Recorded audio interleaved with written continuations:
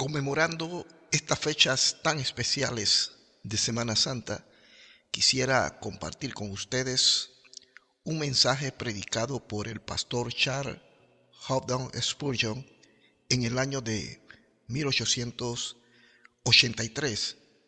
El tema o el título dice lo siguiente: La majestad abatida. Fue predicado en el púlpito del Tabernáculo Metropolitano de Londres. Me gustaría compartir este sermón con todos ustedes. Saludos y bendiciones. La maravilla de esta majestad abatida puede ser descrita mediante la palabra paciente. En medio de toda esta tortura de nuestro Señor fue muy paciente. No hubo un viso de ira en sus mejillas, ni un destello de enojo reflejado en sus ojos. Y los hombres que custodiaban a Jesús se burlaban de él y le golpeaban. Y vendándole los ojos, le golpeaban el rostro y le preguntaban diciendo: profetiza, ¿quién es el que te golpeó?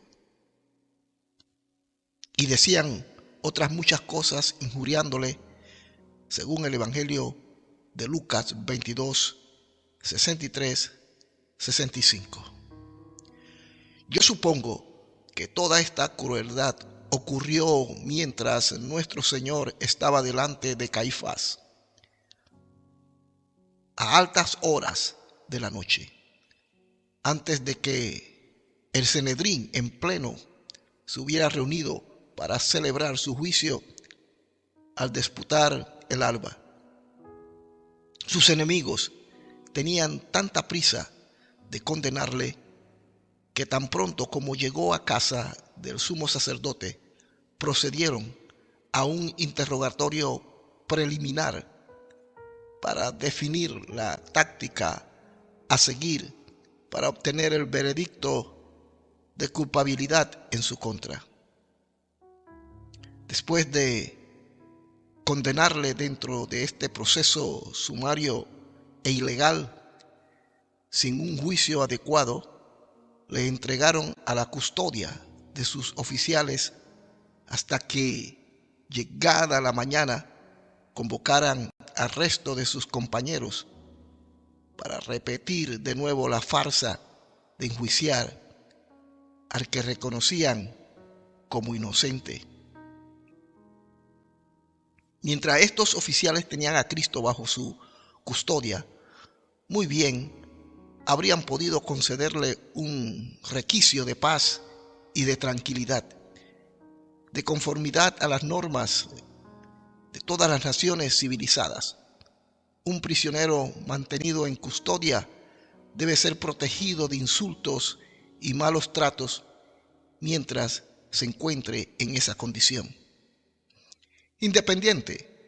Independientemente del cual sea el castigo resultante, después de haber sido juzgado y encontrado culpable, mientras no se dicte su sentencia, recibe la protección del Estado que lo arrestó y no debe ser sometido a insultos ni a injurias.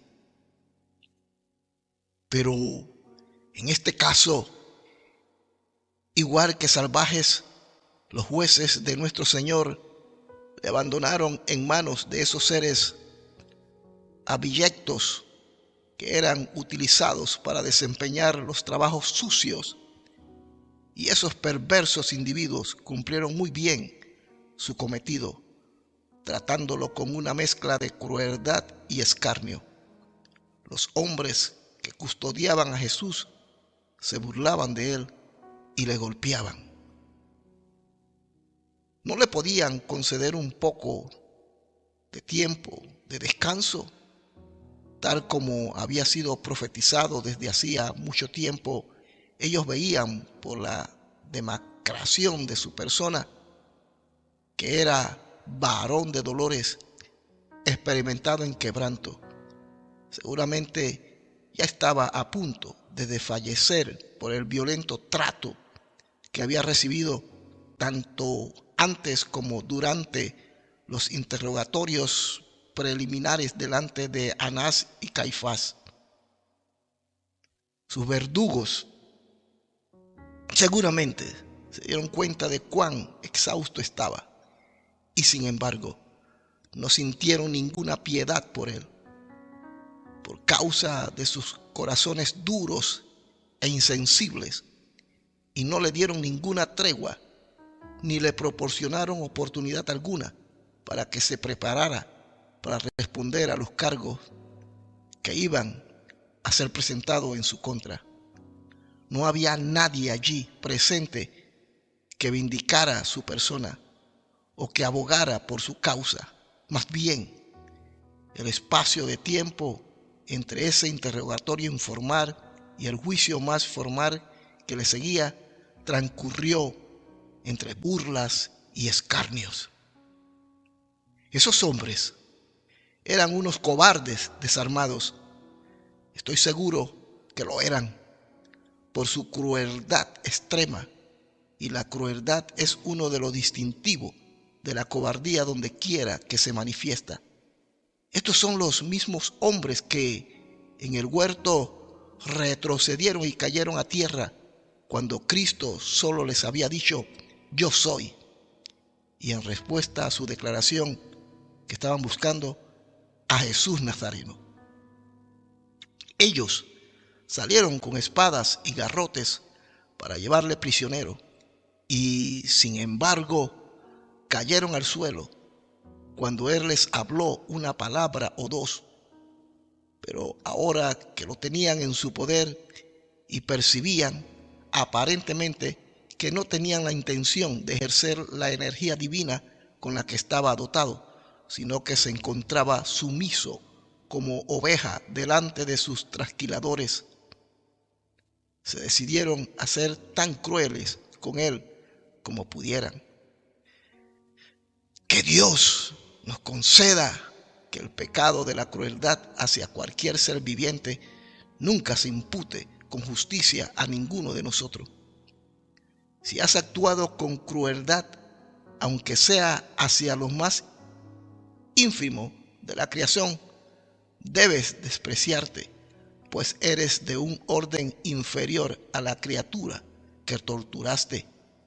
Y si estos hombres hubieran juzgado rectamente, se habrían despreciado a sí mismos. Me parece que eran de lo más aborrecible de la humanidad, pues teniendo en su poder a un ser que sufría con mansedumbre, en vez de mostrar un rasgo de humanidad hacia él, le ultrajaban de manera indecible, burlándose de él y atormentándole, dando rienda suelta a su vil naturaleza, a su máximo. Uno, establezco, pienso que podemos obtener provecho espiritual al considerar esta etapa terrible del sufrimiento de nuestro Señor. Primero, quiero que contemplen en su imaginación a la majestad abatida. Allí está Jesús de Nazaret. No voy a procurar retratarlo. No ha existido nunca un pintor que haya podido pintar los rasgos de ese rostro maravilloso. El arte más refinado no ha sido capaz de conquistar todavía este punto. Aunque tome prestado de la propia escritura sus bosquejos y sus colores, la mano más diestra se torna insegura en la presencia de uno que es glorioso en sus tormentos.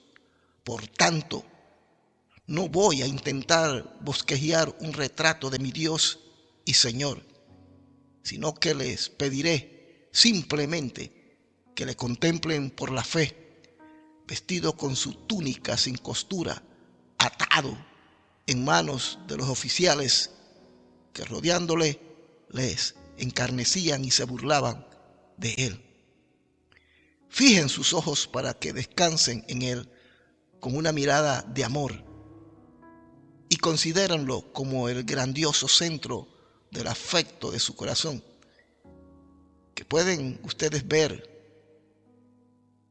que pueden ver ustedes que creen en su deidad y que afirman que es Dios verdadero, si el Espíritu de Dios abre tus ojos, verás allí la omnipotencia cautiva. Los hombres que custodiaban a Jesús no sabían realmente quién era. Creían que era un pobre campesino de Galilea, pues le delataba ese acento regional. Veían a un hombre humilde, inofensivo, demacrado, y como había sido entregado a su custodia, era prácticamente su prisionero. No reconocían que Él era el Dios Todopoderoso, la misma deidad que crió los cielos y la tierra, pues todas las cosas por Él fueron hechas, y sin Él nada de lo que ha sido hecho fue hecho. Él era, en aquel preciso momento, quien sustenta todas las cosas con la palabra de su poder, y en medio de toda su debilidad y entre todos sus sufrimientos, incluso esa condición, era Dios sobre todas las cosas, bendito por los siglos, y todos los santos ángeles le seguían adorando. ¿Acaso no es un misterio muy grande que la omnipotencia quedara cautiva de esta manera? Qué maravilloso es que quien puede crear y puede destruir según el puro afecto de su voluntad se haya revestido de nuestra naturaleza, y en esa naturaleza se haya abatido tanto como para permitir ser sometido por los elementos más crueles y soeces de la humanidad. ¡Qué maravilloso! Muestra de condescendencia encontramos aquí. La omnipotencia permitió ser sujetada, y nunca se muestra más omnipotente que cuando se sujeta a sí misma para ser prisionera de hombres pecadores. Contemplen nuevamente a esta majestad abatida y verán a la gloria escarnecida, pues los hombres que custodiaban a Jesús se burlaban de él.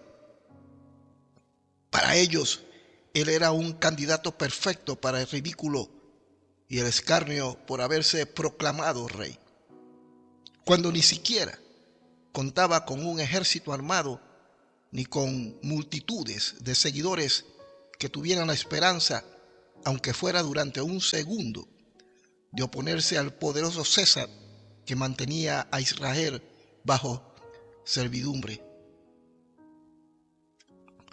Había una gloria en Cristo que se había dignado velar y ocultar por un tiempo, pero que los ángeles contemplaban y adoraban, y sin embargo, estos hombres se burlaban de él. Hay algunos temas que enmudecen al comentarista, y este tema tiene un efecto semejante en mí. Me parece sorprendente que el Dios que reinaba en gloria sobre miriadas de santos, de ángeles, millones de ángeles, fuera escarnecido por unos infieles que no habrían podido vivir ni siquiera un instante más en su presencia. Sí, él no se le hubiese permitido. Sin embargo, veo en mi texto que el Creador de los cielos y la tierra permaneció allí para ser despreciado y desechado entre los hombres, y para ser tratado con el mayor oprobio y escarnio. Yo podré decir esto, pero ustedes no se dan cuenta de lo que significa. Este es uno de esos grandiosos misterios de la fe que nos asombra. Lo creen sin la menor duda.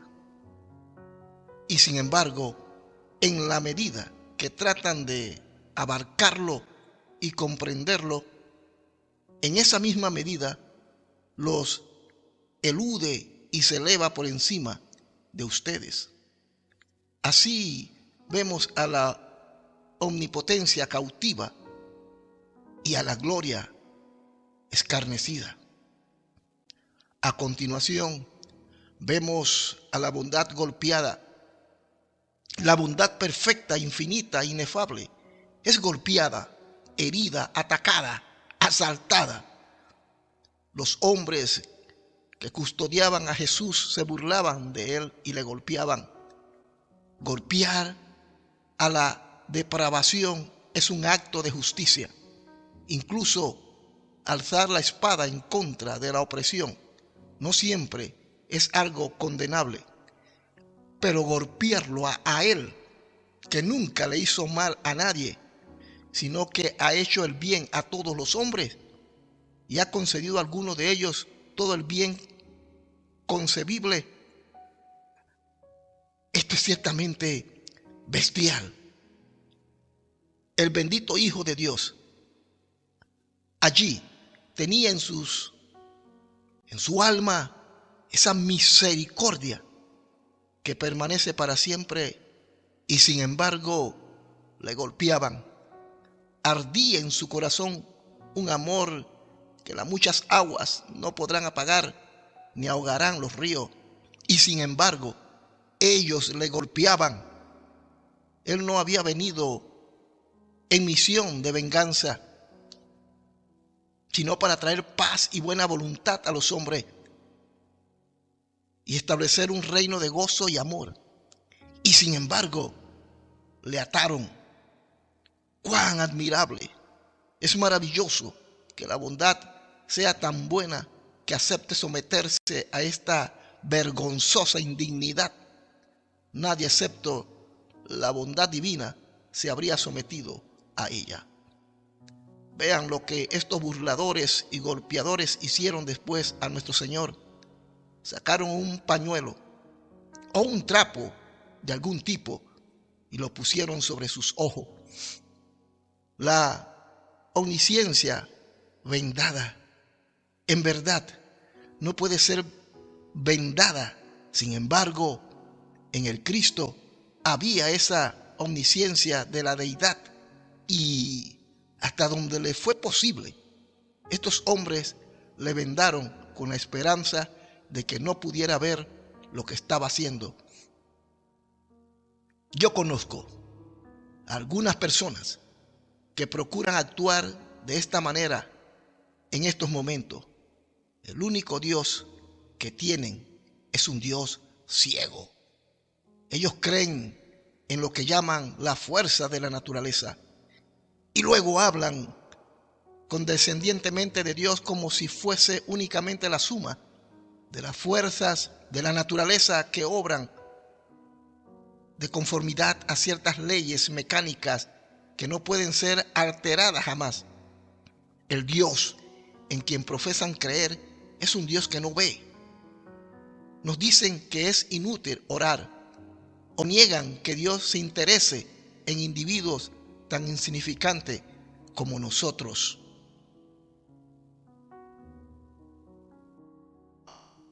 Yo recuerdo haber leído acerca de esos dioses de los filósofos. Tienen bocas, mas no hablan. Tienen ojos, mas no ven. Orejas tienen, mas no oyen. Tienen narices, mas no huelen. Manos tienen, mas no palpan. Tienen pies, mas no andan. No hablan con sus gargantas. Semejantes a ellos son los que los hacen y cualquiera que confía en ellos. Pero nuestro Dios está en los cielos, viendo todo lo que sucede y haciendo conforme a su agrado entre las huestes de arriba y en medio de los hombres abajo. Ahora no podría ser vendado como una vez lo fue, cuando se humilló para llevar nuestra naturaleza y para cargar con nuestro pecado. Sin embargo, es sumamente sorprendente que haya permitido jamás que esta indignidad fuera cometida contra él. La esposa del cantar en verdad canta. Sus ojos como palomas junto a los rollos de las aguas que se lavan con leche y a la perfección colocados. sobrepasando a las mismas estrellas del cielo en su esplendor, que le circundan todo alrededor. Sus ojos ardían de amor, y en ellos resplandecían brillantes diamantes de piedad por todos los dolores de humanidad. Sin embargo, aquellos hombres crueles ocultaron esos ojos preciosos suyos, vendando al Cristo de Dios. Ahora, ciertamente, le habían hecho sufrir lo suficiente, demasiado, en verdad, pero todavía una vez más, las infinitas belleza de su rostro bendito iban a ser desfiguradas, pues le golpeaban el rostro. Oh, si nosotros hubiésemos estado allí, decimos, nuestra indignación habría ardido en contra de ellos por golpear ese rostro amado. Sin embargo, debemos hacer a un lado nuestra indignación y hacer penitencia en su lugar, pues nosotros también hemos golpeado algunas veces ese rostro amado de Jesús, que es como el sol del cielo, mucho más resplandeciente que el sol que alumbra al mundo. Todas las otras bellezas consagradas no pueden igualar los encantos maravillosos de ese rostro que fue desfigurado más que el de cualquier otro hombre. No hay nada bajo el cielo, ni en el cielo mismo, que pueda rivalizar con el rostro del bien amado. Sin embargo, esos hombres lo golpearon. Pienso que un ángel se estremecería de horror al escuchar por primera vez que los hombres golpearon el rostro de su Señor.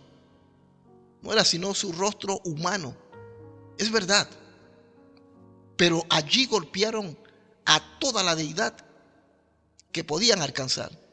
Se trataba del hombre golpeando a Dios en el rostro. Una bofetada en el rostro de la deidad fue lo que eso realmente significó. Qué cosa tan terrible que mi Señor haya tenido que soportar jamás tales insultos y tal dolor, que haya estado dispuesto a sufrir tal indignidad. ¿Hubo alguna vez amor semejante al suyo? Luego,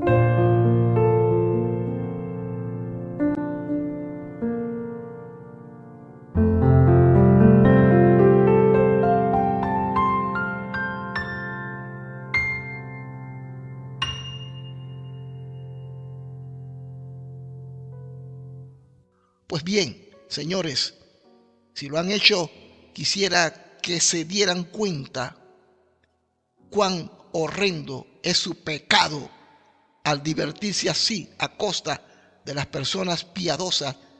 Tal diversión, a menos que se arrepientan de ella, los condenará para siempre.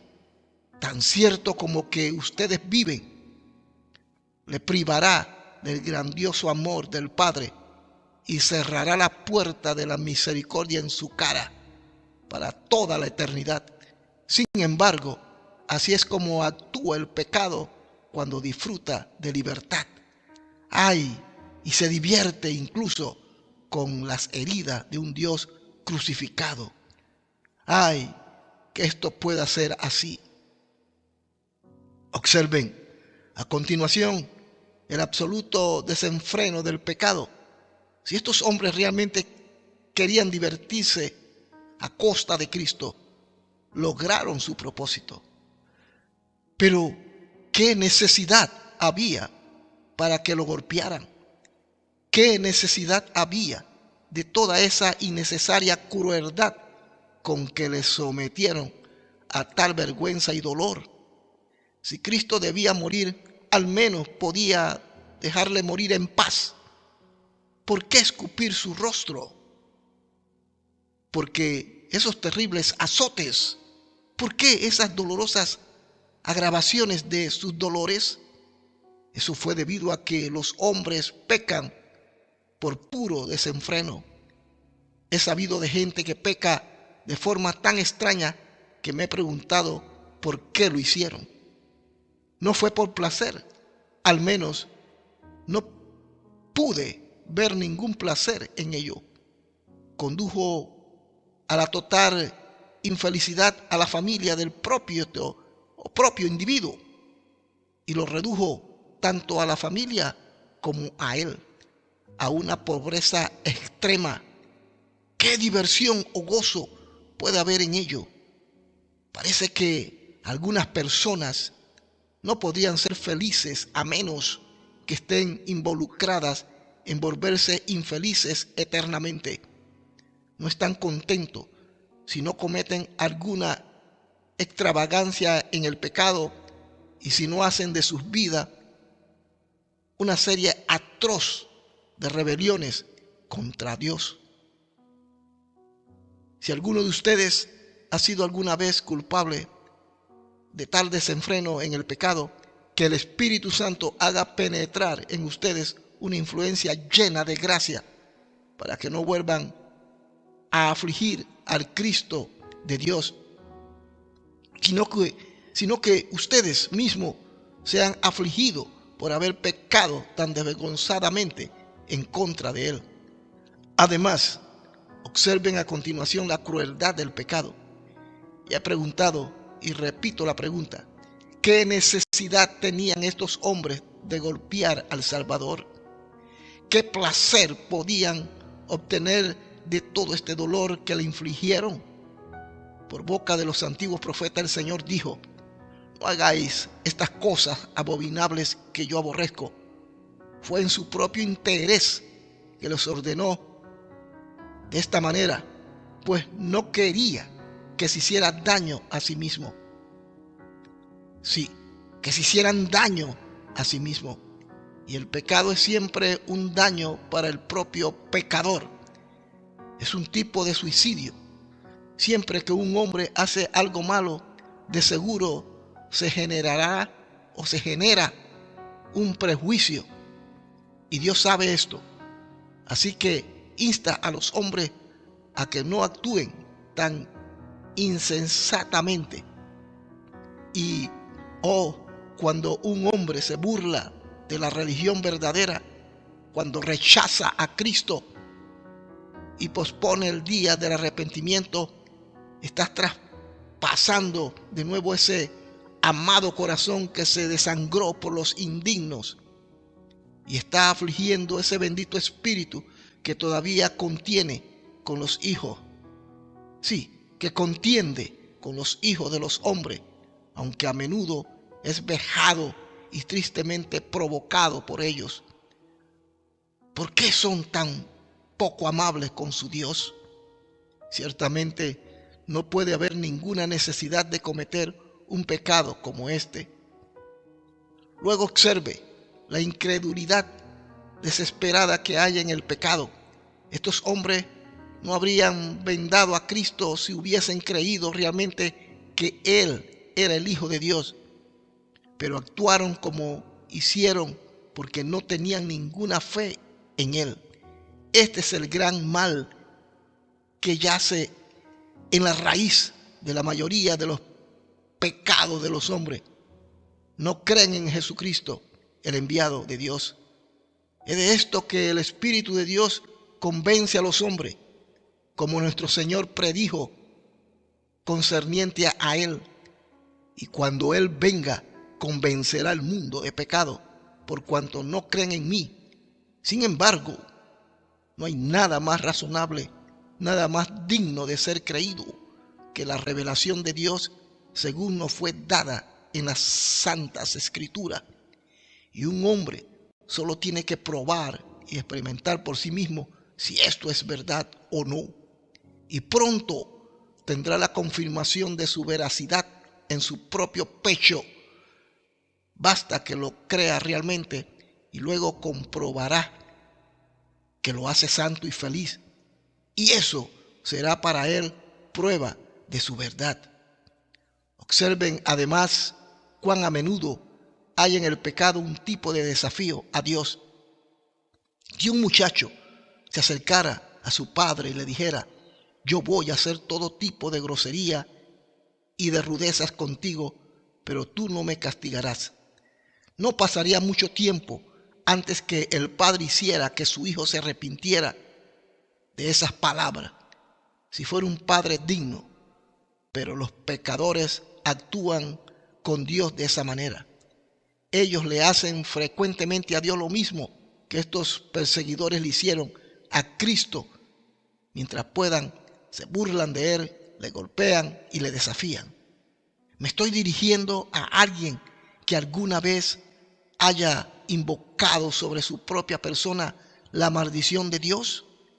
Cuídense de que esa oración blasfema no sea respondida la próxima vez que la digan, pues Dios acostumbra responder las oraciones y puede ser que responda sus oraciones, y entonces, ¿qué sería de usted? Algunos se han atrevido incluso a desafiar a Dios. Sí, algunos se han atrevido incluso a desafiar a Dios así. Bien, aun si es como dices, estoy dispuesto a correr el riesgo, pero no me someteré a Dios. Señor, oh Señor, Faraón intentó ese plan y se arrepintió. Estoy seguro que cuando ya era demasiado tarde, en medio del Mar Rojo, cuando las aguas comenzaron a anegarlo a él y a todo su poderoso ejército, entonces aprendió cuáles eran las consecuencias de haber dicho: ¿quién es Jehová para que yo oiga su voz y le obedezca? Todo pecado contiene una medida de desafío a Dios, semejante a estos hombres que golpeaban a Cristo en el rostro y le preguntaban diciendo: profetiza, ¿quién es el que te golpeó? No me voy a detener más en esta parte de mi tema, excepto simplemente para decir que hay algo más acerca del pecado que es peculiarmente lamentable. Es decir, su multiplicidad. Lean el verso 65. Y decían otras muchas cosas injuriándole. Una cosa, dos cosas, 20 cosas, no los satisfarían. No los satisfarían. Debían decir otras muchas cosas en contra de él. Cuando un hombre se entrega al pecado una vez, es como si se adentrara en una corriente que lo arrastra hasta lugares que al principio ni se había imaginado que sería su destino. Si bandean por las aguas del pecado, no pasará mucho tiempo antes de que se vean obligados a abandonar su punto de apoyo y muy pronto, a menos que el Señor en su gracia evite tal calamidad, la rápida corriente los arrastrará lejos hasta el destino de su eterna destrucción. De nada sirve que digan, voy a llegar hasta aquel punto en el pecado, pero no más allá. No pueden detenerse cuando quieren. Si se someten una vez a la influencia del pecado, no tienen la menor idea de cuál será su destino. ¡Ay! Sí, ¡ay! Pareciera que algunos hombres no podrían pecar lo suficiente para quedar satisfechos. Multiplican sus transgresiones más allá de toda cuenta. Todo hierro, iniquidad que posee es arrojado al fuego. Ambas manos están siendo empleadas con diligencia. Algunas veces se levantan muy temprano, pero más a menudo se quedan hasta muy tarde, posiblemente toda la noche, para poder desperdiciar las horas más preciosas en su depravación. Así Dios es ofendido y Cristo es herido de nuevo por el pecado del hombre. Es un cuadro triste, muy triste. Lo cubro con un velo y me vuelvo a algo más brillante y mejor. 3.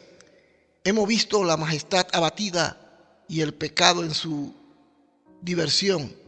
Ahora, en tercer lugar, veamos amor en su trabajo. Toda esa vergüenza y ese sufrimiento fueron soportados por nuestro Salvador por amor de cada uno de los que en verdad podemos decir, Él me amó y se dio a sí mismo por mí. Cristo soportó que le vendaran los ojos y se burlaran de Él y le golpearan por causa de ustedes, amados, y por mi causa. No trataré de describirlo más, pero te voy a pedir solamente que dediques un minuto o dos a imaginarte esa triste escena por ti, como si no hubiese nadie más en el universo entero. Por ti, el Rey de Gloria se convirtió en el Rey escarnecido y soportó todo ese desprecio y el rechazo de los hombres. Por ti, Juan, por ti, María, por ti, viejo amigo, por ti, que eres joven. Si tú, quien quiera que seas, crees en Él, entonces fue tu sustituto. Tu fe te proporciona la seguridad que Él soportó todo esto por ti. Por ti digo, como si no hubiera redimido a nadie más, sino que pagó todo el precio del rescate por ti. Menos que esto no habría sido suficiente para ti, aunque es ciertamente suficiente para todo el ejército innumerable de redimido por la sangre preciosa de Jesús. Contemplemos entonces el amor en su trabajo. Me estoy refiriendo a nuestro amor hacia nuestro Señor, aunque también podríamos hablar del amor de nuestro Señor para con nosotros y lo que hizo por nosotros. ¿Qué harás o qué hará nuestro amor para demostrar cuán agradecidos estamos con Jesús por lo que soportó por nosotros? Bien, primero debes pedirle a la penitencia que confiese. Vamos, corazón mío, aquí hay espacio para la manifestación de tu dolor. ¿Por qué fue escarnecido Cristo en Jerusalén?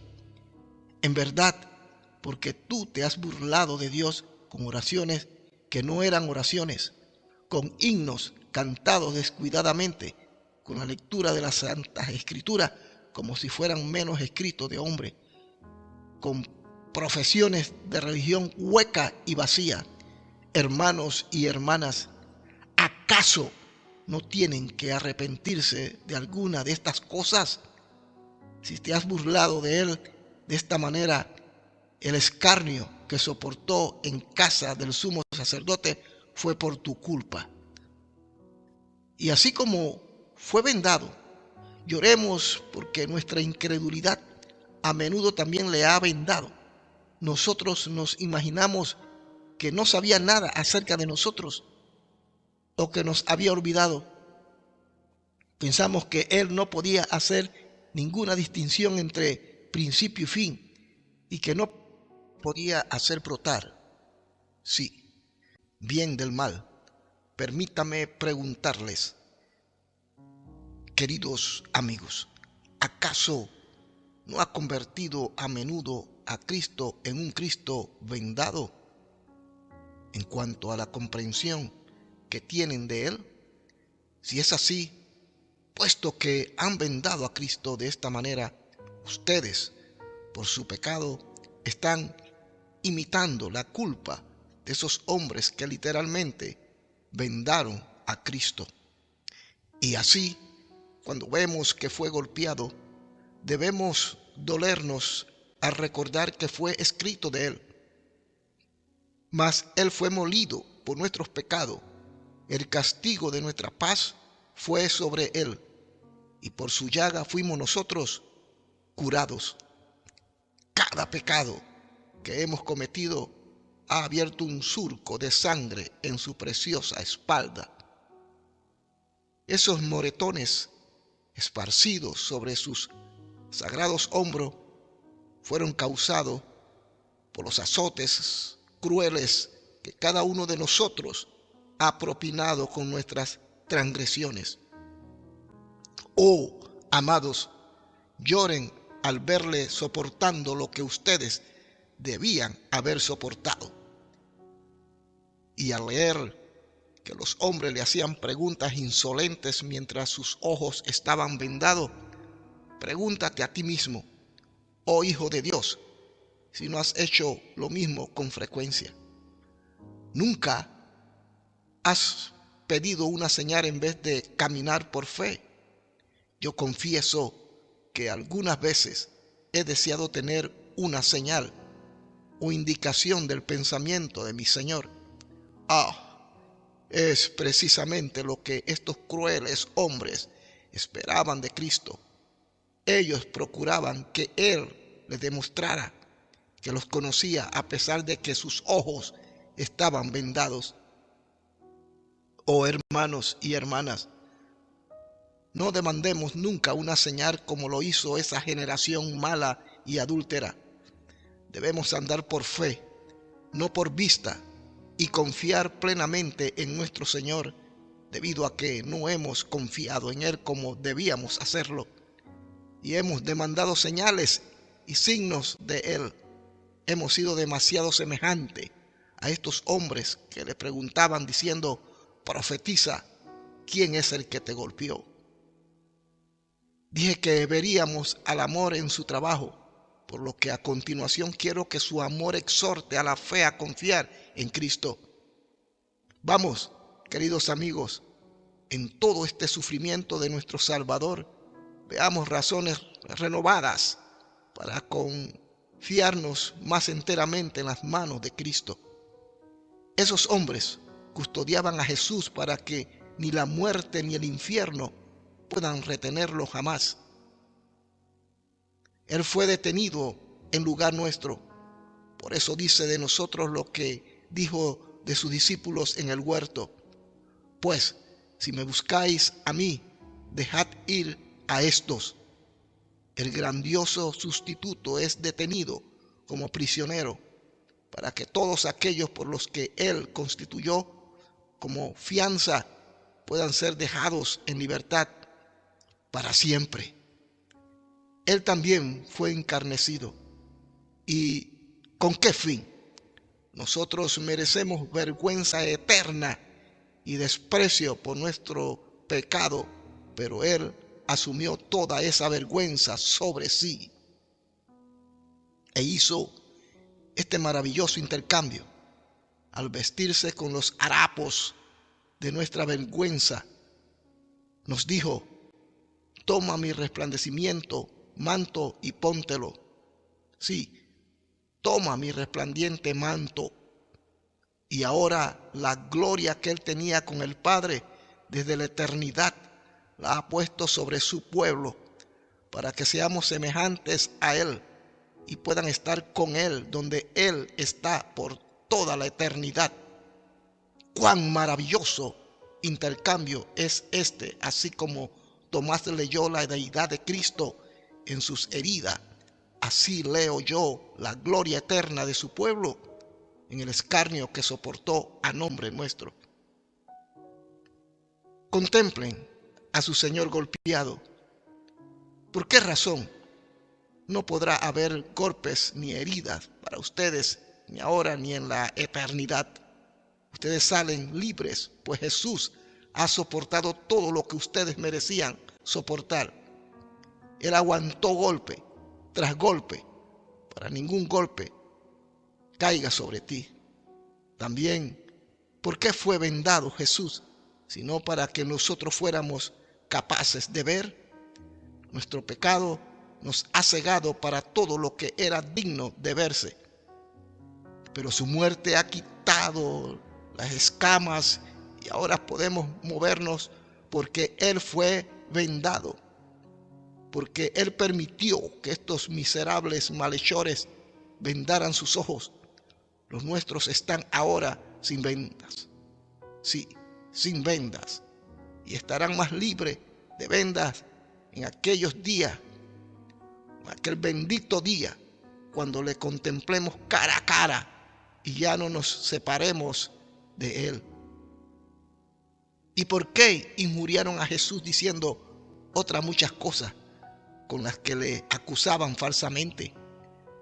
Le injuriaron para que nosotros fuésemos justificados. Él fue acusado injustamente y calumniado para nosotros pudiésemos, sí, para que nosotros pudiésemos preguntar osadamente: ¿quién acusará a los escogidos de Dios? Dios es el que justifica. ¿Quién es el que condenará? Cristo es el que murió. Por tanto, alégrense, amados, al tiempo que deben dolerse por los sufrimientos de su Señor. Regocíjense por lo que esos dolores han traído para ustedes y lo que continuarán trayendo a lo largo de toda la eternidad. Ahora, finalmente, que nuestro amor en su trabajo despierte nuestro celo de consagración a nuestro Señor. Fue mantenido cautivo, entonces ordeno a mi más ardiente celo a que me llene de devoción por su causa. Fue detenido de esta manera por mí, entonces Él me sostendrá y nunca me soltará. Señor mío, yo te entrego mi vida, mi todo, a ti, para ser tu prisionero voluntario para siempre. Toma estos ojos, estos labios, estas manos, estos pies, este corazón, y así como tú fuiste y eres todo mío, déjame ser completamente tuyo. ¿Acaso no es esta una justa retribución? ¿Acaso algún hijo de Dios tiene alguna objeción? Luego, a continuación, así como le despreciaron, ven, alma mía, sí, ven, alma mía. ¿Qué dices tú a esto? Pues que voy a despreciar al mundo que despreció a mi Señor y Salvador. Oh mundo, mundo, mundo, tú eres un elemento ciego, de ojos nublados, de corazón negro, por haber tratado así a mi Señor. ¿Acaso voy a acatar tus costumbres? ¿Acaso voy a adularte? ¿Pediré tu aplauso?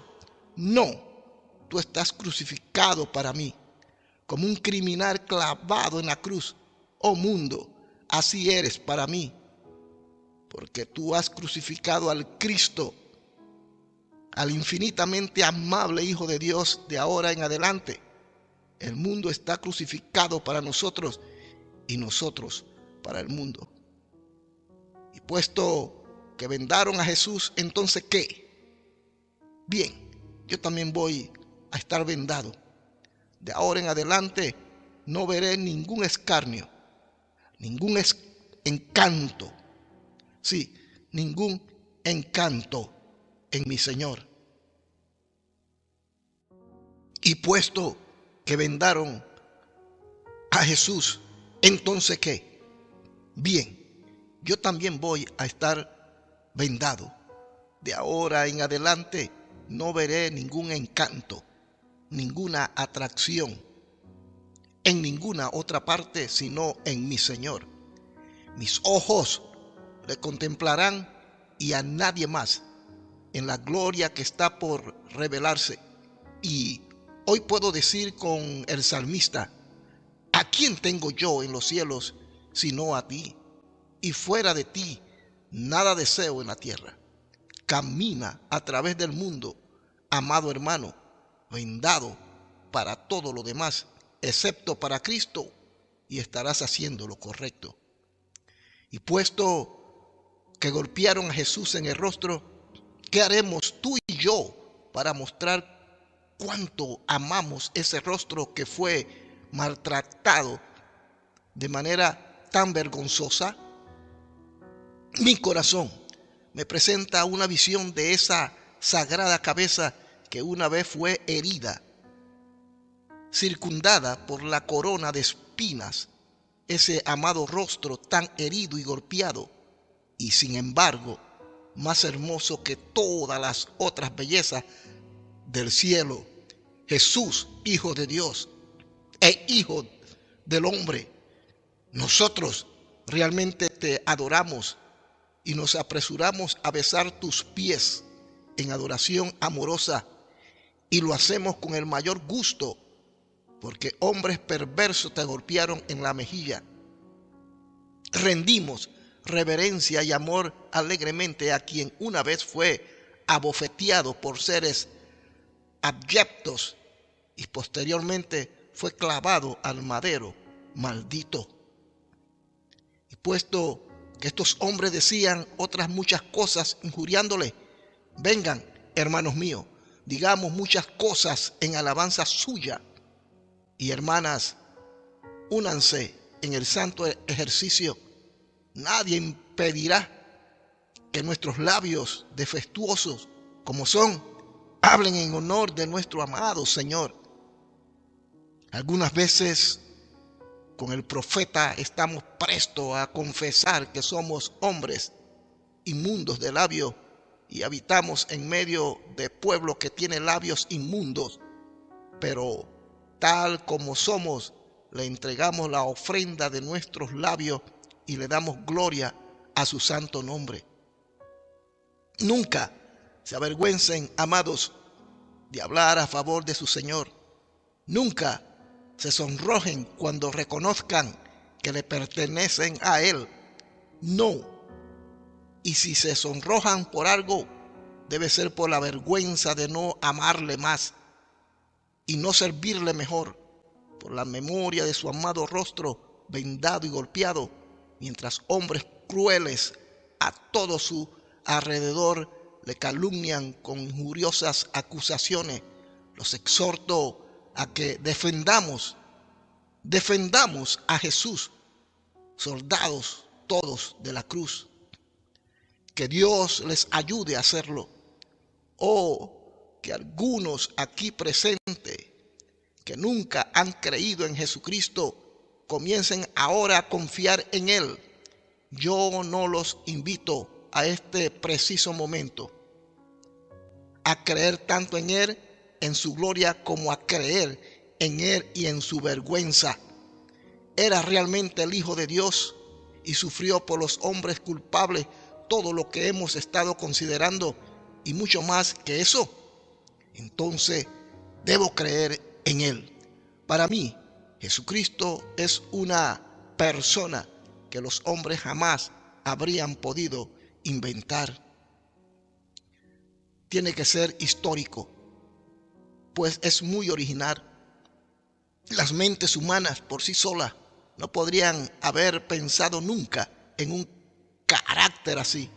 Hay cosas extrañas en el budismo y otras falsas religiones, y los hombres con imaginaciones desmedidas han concedido conceptos curiosos relativos a sus dioses. Pero yo reto a cualquiera a que me muestre en cualquier libro, excepto el libro de Dios, algo que sea un parangón con la historia del Dios eterno haciéndose hombre para expiación por los pecados de sus criaturas, Esto es, los pecados cometidos por esas criaturas en su contra. Sí, hermanos y hermanas, yo debo creer en Él. Es más, debo creer que Él murió por mí, que en la cruz Él derramó su sangre para liberarme del pecado. Habiendo creído así, hablo como testigo de Dios ante todos los que puedan oírme. Siento una paz interior que nada puede interrumpir, un gozo santo que nada puede turbar y una calma sagrada que la propia muerte no será capaz de destruir. He estado junto al lecho de muerte de muchos de mis hermanos y hermanas que han tenido la costumbre de adorar en tabernáculo metropolitano y que han sido miembros de esta iglesia, y les ruego que presten atención a este testimonio. No he visto en ninguno de ellos el miedo a la muerte. No he conocido a ningún cobarde entre todos ellos. Al contrario, he oído que algunos cantan triunfalmente en sus últimas horas, tan alegres como si se tratase del día de su boda, mientras que otros gozan de calma y tranquilidad, como si morir fuera lo mismo que irse a la cama para dormir un rato y despertarse a la siguiente mañana. Crean en el Señor Jesucristo, en este mismo Señor que se humilló desde las alturas de la gloria hasta las profundidades de la vergüenza y del sufrimiento, y descubrirán también que su confianza en Él será recompensada incluso en esta vida y en el mundo venidero. En aquel momento, cuando Él no tendrá los ojos vendados, cuando no habrá burla, ni escarnio, ni golpes para Él, sino que todo será gloria por siempre y para siempre. Entonces ustedes y yo, si creemos en Él, participaremos eternamente de su gloria.